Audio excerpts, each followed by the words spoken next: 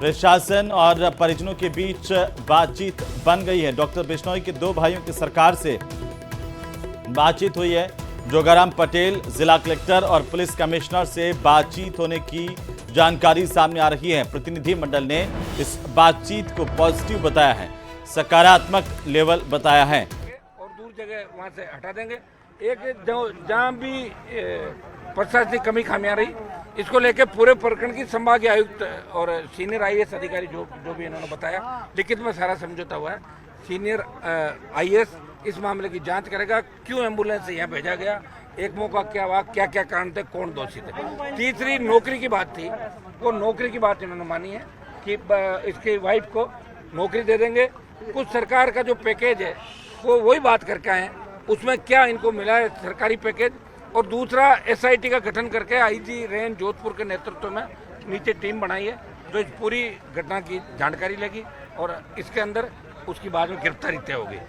इन बातों पे परिजन और हमारी तरफ से, फिर रात को परिजन गए, दिन में गए, हमारी तरफ से विधायक संगरिया और आरएलपी और पूर्व छात्र संघ के अध्यक्ष और 2-3-4 हमारे आपके विक्रम विष्णु जिला प्रमुख, ये सारी टीम वहाँ पे वार्ता के अंदर शामिल हुई। और चूंकि सरकार के अंदर 2-3 तरह की बातें आ रही थी, सरकार जिस हिसाब से चल रही है, आप भी जानते हो सरकार को कौन चला रहा है राजस्थान के अंदर। ये काम तो पहले ही दिन हो जाता जो आज हुआ। क्यों 7 दिन राजस्थान की पुलिस को यहाँ खड़ा रखा, क्यों 7 दिन जवानों को परेशान किया, क्यों कूच, सरकार का मैसेज किया कि कूच का ऐलान होते ही सरकार डरी और मांगे मानी। ये तो पहले ही करते थे, पहले ही दिन कूच की आवश्यकता ही नहीं थी। जब परिजन सहमत हो गए, सारी बात हो गई, अब कूच का कोई औचित्य नहीं। अब कूच किसी और मामले में करेंगे, जो कोई नया जो हमारा कोई इश्यू अगर आएगा तो निश्चित रूप से कूच भी होगा। और अब की बार कूच दिल्ली की तरफ होगा, भजनलाल की तरफ नहीं होगा, क्योंकि भजनलाल का तो खुद का कूच होने वाला थोड़े दिनों के अंदर, इसलिए हम टाइम खराब नहीं करेंगे। ये राजस्थान के जवानों के संघर्ष की जीत है। सब उन नेताओं को मैं धन्यवाद दूंगा जो लंबे समय से यहाँ बैठे रहे। पुलिस ने जो मुकदमा दर्ज किया, हमने ये भी कहा कि उसमें कार्रवाई नहीं होनी चाहिए, क्योंकि पुलिस की आदत होती है, पुलिस अब बातों में लेके और उसमें कार्रवाई करती है, बाद में बहुत बड़ी दिक्कत होती है छात्र नेताओं को। तो इसके अंदर भी हमने बात करी। निश्चित रूप से ये राकेश के परिवार को सच्ची श्रद्धांजलि है। लेकिन मैंने एक चीज़ देखी कि जो झाड़ है इनका रेजिडेंट डॉक्टर्स का जो एसोसिएशन है, आप देखिए झाड़ के डॉक्टर इतने डरे हुए हैं कि प्रोफेसरों ने कहा कि अगर आप वहाँ धरना इस तरफ चले तो आपको फेल कर देंगे। कितना बड़ा आतंक प्रोफेसरों का, स्टूडेंट जो पढ़ रहे हैं, एमबीबीएस कर रहे हैं या पीजी कर रहे हैं। और उदयपुर के अंदर जिस तरह रवि शर्मा वाटर कूलर में करंट आके उनकी डेथ हो जाए, तीनों भाई डॉक्टर हैं, वहाँ तो कोई बातचीत भी नहीं करी, बॉडी लेके आ गए। मैंने कहा कम से कम एक दिन आप रोकते तो यार, मैं उदयपुर भी आ जाता। दुर्भाग्य इस बात का कोई सुनने वाला नहीं है। ये तो आप लोगों ने, मीडिया ने और नौजवानों ने साथ दिया और तमाम सर्व समाज यहाँ सड़क पे आ गया, बाकी ये तो हाथ फेर के निकाल देते। ये इनकी आदत रही है। मैडम कल यहाँ मिलने के लिए आए किसी आरएस अभ्यर्थी से, तो मैडम यहाँ भी आ सकते थे, परिजनों से मिल जाते। कौन सा उनका कोई घेराव कर रहा था, कौन उनको पकड़ रहा था? भाई उनका दामाद को तो खुद सीबीआई ढूंढ रही है, तो उनको क्या दिक्कत है? वो तो आराम से आ सकते हैं, तो गृह जब अपने दामाद को छुपा सकते हैं तो खुद आ सकते हैं।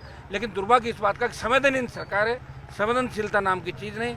और भजनलाल जी राजस्थान को डुबो देंगे, ये तय है। सर अब धरना खत्म हो गया है, अधिकारी हो ही गए ना, और क्या, तो अब तो कुछ भी नहीं बचा। मैं कह रहा हूँ कूच तो टल ही गया। जब सरकार की तरफ से डीसीपी, पहले ये कह रहे थे हम खुद नहीं आएंगे, डीसीपी, एडीएम और सब लोग आके उनके मुंह से जब घोषणा हो गई, लिखित, ऐसा है लिखित में जब इनके बात हो गई, परिजनों ने ही वार्ता करी। मैं तो आपके बीच सड़क पे बैठा था, परिजनों ने वार्ता करी। इनके समाज के, जो विष्णु समाज के एक मंत्री है, वो भी बैठे थे। जोगाराम जिनकी पोती नकल करती हुई पकड़ेगी, वो भी थे इस वार्ता के अंदर।